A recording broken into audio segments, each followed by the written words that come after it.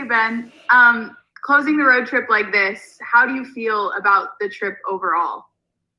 I feel good. I think we ended it the right way. We're ready to go home, protect home, and keep that number one seed. How much are we have to see? We'll see right now, right? Are we tied? Yeah. No, you have it by half a game. Okay, right. How much are you looking forward to going home now and having the opportunity to defend that one seed on a homestand? We can't wait. We want to play the best team. We want to see where we're at.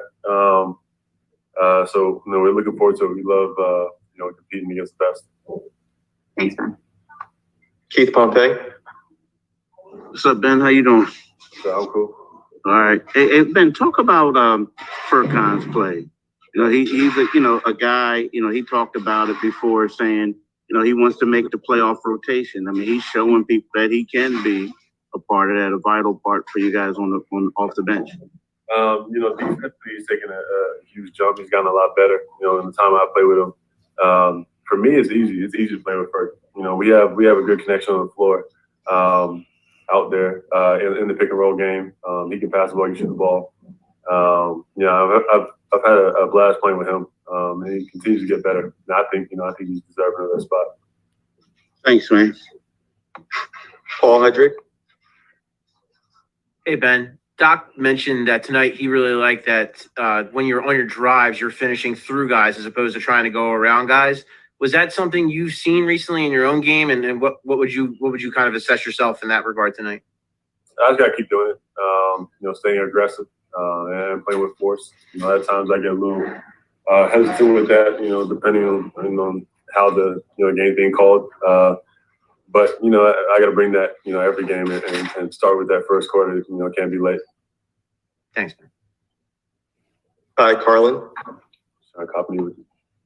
Hey, Ben, just to kind of even piggyback a little bit off of that one, is it tough for you to kind of balance being a facilitator on this team and then also looking for your own scoring? Like how do you kind of go through that for you? To an extent, but at the same time, I'm the point guard. I got to run this team, and I had a few way too many turnovers. Way too many. Previously, in the prior in a few games, but I think overall tonight I did a good job. Guarded my man and running the team. Defensive player of the year. Yeah, he's not lying. Thanks, Ben. Chris Franklin. Hey, Ben. A question about your upcoming opponent, the Brooklyn Nets. Do you feel that this rivalry with you guys and the Nets could become one of the premier ones in the league when it comes to rivalries? This season or just in general? In the future, for this season in the future. Rivalry, if they keep that same team, definitely. But it's going to be hard to do that. But no, we're going for the past champs, the Lakers. They were the ones who won the championship, so you got to give respect to them. Obviously, Brooklyn has a lot of talent. But at the end of the day, there's only one ball. You got to play defense too. So we gotta come in prepared mentally and physically. Noah Levick. Yeah, you mentioned trying to cut down on the turnovers and have done well at that the last few games. Is there anything specific in your approach that has clicked or worked there with cutting those down? Just staying locked in and focusing on that. I got to take care of the ball, and that's on me. So just being the point guard and really focusing. Going with two more here. We'll start with Austin Crow. Hey, Ben. I asked Doc earlier tonight about whether there's like a balance or a risk level he's willing to accept with this slew of high level opponents coming up and you being the number one defender as opposed to a roamer. I'm curious, do you think there's a balance to be struck with you as the roamer versus just locking in on the number one guy? It just depends. It depends, who's on the floor. For me, I love guarding the best player each night. I take pride in that. So, whatever they want me to do, I'm going to do. So if they want me to guard James or Kate, whoever it is, I'm going to take that challenge on. And we'll finish up with Ferdinand Rivera. Hey, I'm from Puerto Rico. How impressive is the season that Joel Embiid is having? Sorry? Where's your camera?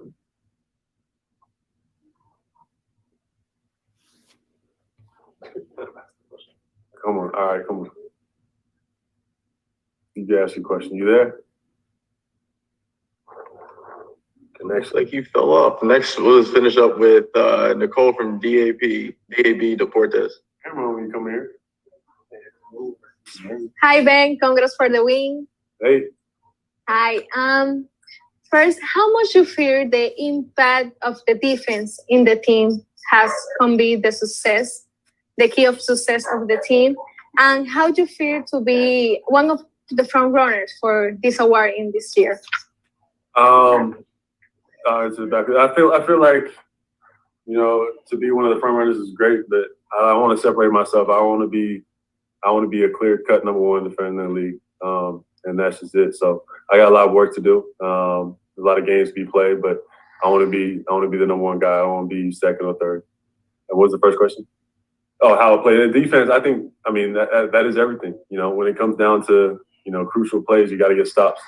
And that's how you win championships. You got to be locked in defensively as a unit. What's up, Joe? So, like, you know, last time we're talking about your knee brace and how, you know, you got to adjust to it and this and that. And it looked like you didn't have a problem with your knee today. I mean, I did. You know, still not there. Still not smooth enough. You know, the first half I missed, you know, a couple shots that before it was all going in without a problem, just because it's still not as smooth as it was before. So, you know, but I'm getting there, just getting used to it. It's a matter of just not thinking about it and just going out and doing it. I mean, when you got a brace like that, it's hard not think about it. You know, it's so big and heavy, and you know, any kind of blocks your circulation, blood flow. So it makes your leg tired, you know, fast. So it's hard not to think about it, but so that's something I got to work through. Kai Carlin. Hey, Joe, for you offensively in this one, you really just kind of sized up every single, you know, defender the Mavs threw at you, and you just made it look, you know, incredibly easy. So I guess, like, what really fueled your success tonight on the offensive end, despite the knee brace really bothering you? Just being aggressive. I mean, the double, you know, in New Orleans, the double, but I just kept shooting jumpers. You know, in OKC tonight, the double, even harder than they did in New Orleans, but I just kept attacking. You know, going through the double, shooting over the double teams, you know, getting to the free throw line. Thank you. So, Chris Franklin. Hey, Joel, you guys have the Nets coming up as for your next game. Do you feel as if for this season and beyond, do you feel as this could be one of the premier rivalries in the NBA? I mean, every team is fighting to win the whole thing. That's what we focus on. We're not focused on, you know, one team. You know, if it's got to be Brooklyn and we want to win the championship, we got a bunch of teams we got to get through, and that might be one of them. So that's what we focus on. We just focus on ourselves. Mark Medina. Hi, Joel. Mark Medina, you're today. I was wondering, what do you make of the stat that there hasn't been a center that has won the MVP award since Shaq did in 2000? And so what do you think of that possibility that either you or Nikola could snap that streak this year? You know, it would be great. You know, back the last time center won it, you know, Shaq, he was extremely dominant, and I feel like that's what I've been all season. He's dominant, just impossible to guard. He's either, you know, getting to the free throw line or, you know, scoring, going through anything. So he'll be great. obviously, not something that I want very much. But then again, I'm trying to win a championship. So, we just got to take one game at a time, get every single win that we can, get to the playoffs healthy and, try to win the whole thing. Cool. Mark Danucci? So Wednesday's game with the Nets, it's obviously billed as a big game. Do you look at it as more than just a regular game? And also, what do you think the key is for that for you guys against them? Oh, yeah. I think it's more than a regular game because there's a number one seed in play. We got a tiebreaker that we need. You never know, they've been playing well. We've been playing well. We've been winning games. They've been winning games. No one seemed to want to lose any games. So never know. Maybe we might have the same record at the end of the season. So having that tiebreaker, is important for us. And, really want the number one seed. Paul Hudrick? Hey, Joel, we talked about it before that the team, when you were out, they had like the number one defensive rating in the NBA during that stretch.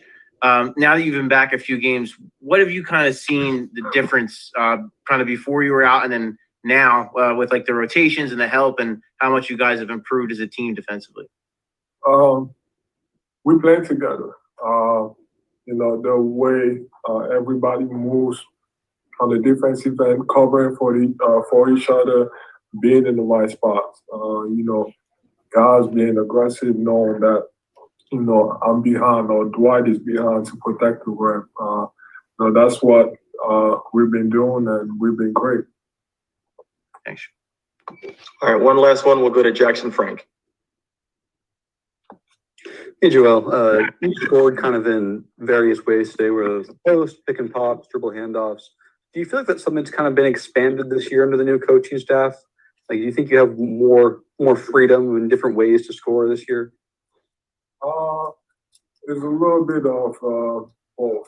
What I mean is, this year, for sure, last year it was a bunch of post-ups. I had to, figure that out. When this year is more dynamic. The past few seasons, I've had the opportunity to kind of do the same. But then again, if I hadn't put the work in to get better in those other facets of the game, maybe shooting off the dribble, handling the ball, setting picks, pick and pop, handoffs, coming off screens, and posting up. If I hadn't worked on that, it would not be the same. But that's when we lost in the bubble, and I was working. That was one thing we really focused on, just to work on my game off the dribble, and that's helped a lot. And this year the system that we have in place is dynamic. It allows me to not be a foul. It allows me to be a basketball player, either to run the offense or to be a scorer or to facilitate for other guys. So it just allows me to just be myself, which I've always seen in myself. I've never seen myself just being a post player. I've always seen myself just being, like, I don't know, Kevin Durant, just moving all over the place, shooting off the dribble, handling the ball, crossover, posting up. So, yeah. Thanks, Joel.